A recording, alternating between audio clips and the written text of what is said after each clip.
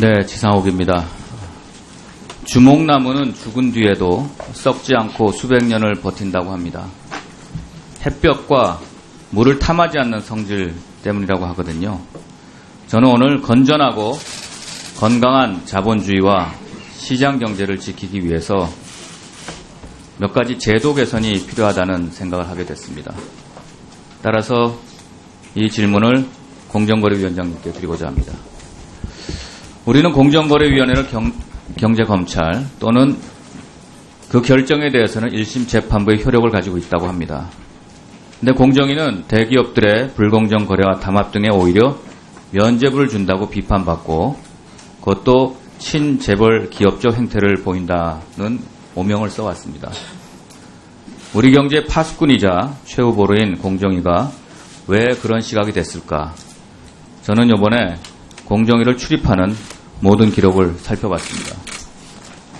2014년 1월부터 2016년 7월까지 휴일을 뺀 613일간의 출입 기록을 분석했더니 대기업이 4,254회, 로펌은 4,262회, 매일 7회가량 출입을 했습니다.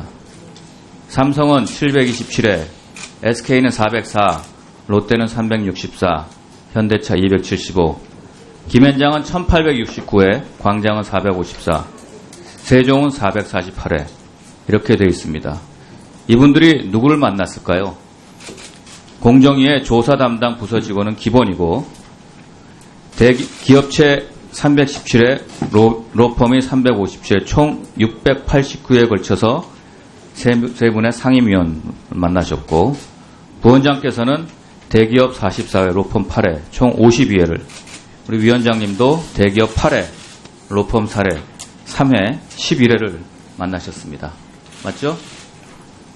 자세한 거는 네, 제가 직접 알겠습니다. 한 건 아니기 때문에.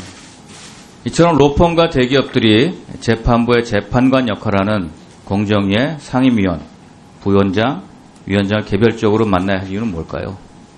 농담하러 만나는 건 아니겠죠. 기업 측은 조사가 부당하다고 억울하다는 얘기를 했을 테고 공정위는 기업의 반론을 들어야 한다고 만났을 겁니다. 조사 절차 진행도를 보시면 공정위가 공식적으로 조사를 개시할 때 그 다음에 심사 보고서가 만들어진 후에 또 위원회가 심의를 할 때 의견을 낼 수 있습니다. 그렇죠? 그런데 공식적인 의견 진술 기회 외에 비공식 만남을 할 수 없다는 규정이 없으니까 대기업과 로펌이 무제한으로 공정위를 출입하는 거 아니겠습니까? 규정이 없는데 어떻게 대기업과 로펌을 비난할 수 있겠습니까? 저는 규정을 만들어야 된다고 생각하는데 네, 아니요. 나중에 시간을 드릴 테니까요. 네, 아니요. 생각에 답변을 주시면 좋겠습니다.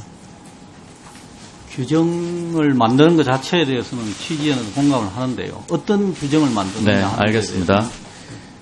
자, 이러한 조사 심의 절차 외에 대기업이나 로펌이 공정위 직원이나 임원을 만나려면 공공기록물 관리법 제16조에 따라서 조사에서부터 의결까지 전 기록, 즉 만난 이유, 내용, 이 배석자에서 기록이 돼야 합니다. 맞죠?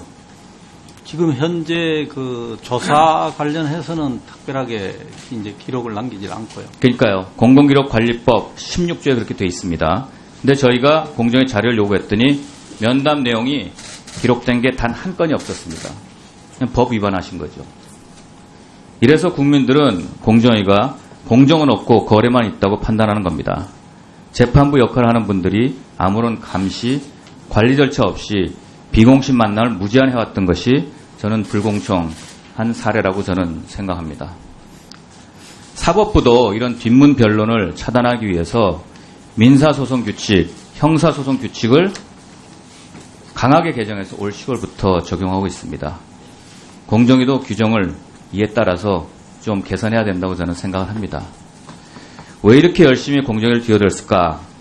과징금 부과를 보고 말씀을 드리겠습니다. 2012년부터 16년 8월까지 부과한 과징금의 총액은 7조 5,247억입니다.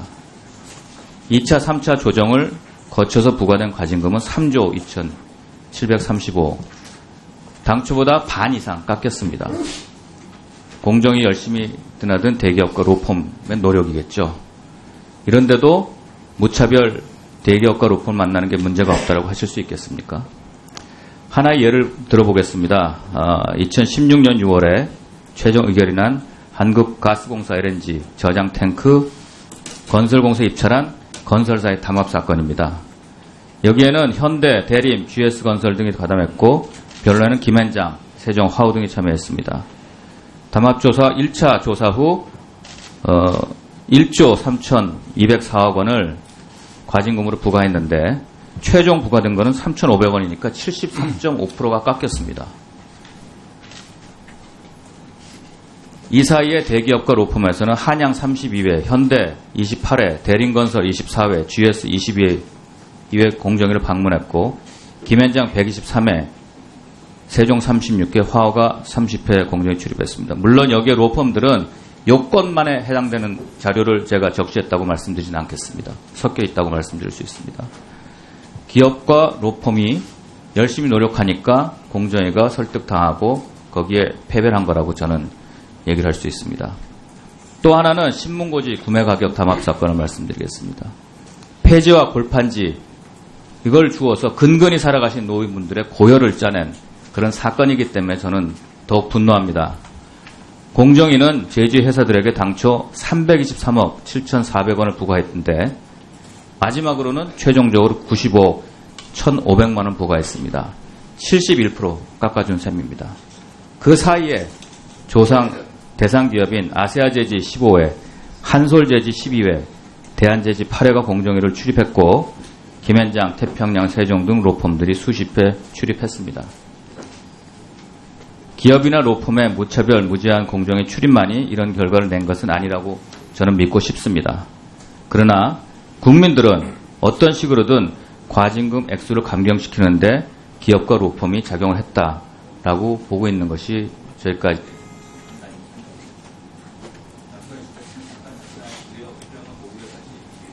이제 우선 답변 몇 가지만 간단하게 드리겠습니다. 지금 공정위 출입 자체를 전부 다 이제 어떤 그 불법적인 뭐 그런 로비 이렇게 보시는데요. 그거는 전혀 아닌 게 저희가 대부분은 조사와 관련된 부분이 대부분이고요.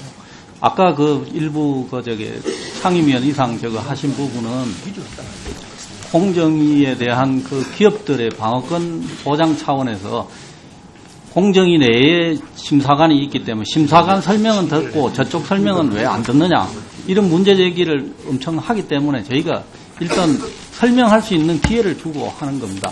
그게 기본적으로 대부분인데요. 그걸로 인해 가지고 과징금이 병감이 됐다고 이렇게 연결을 하셨는데요. 저희가 과징금 부과하는 거는 그렇습니다. 지금 이제 저희 그 법상인 한도가 있고 이렇기 때문에 그 한도 범위 내에서 심사관이 임의로 검토 의견을 보고 하는 게 지금 뭐 깎아줬다는 그 과징금, 기본 과징금 얘기인데요.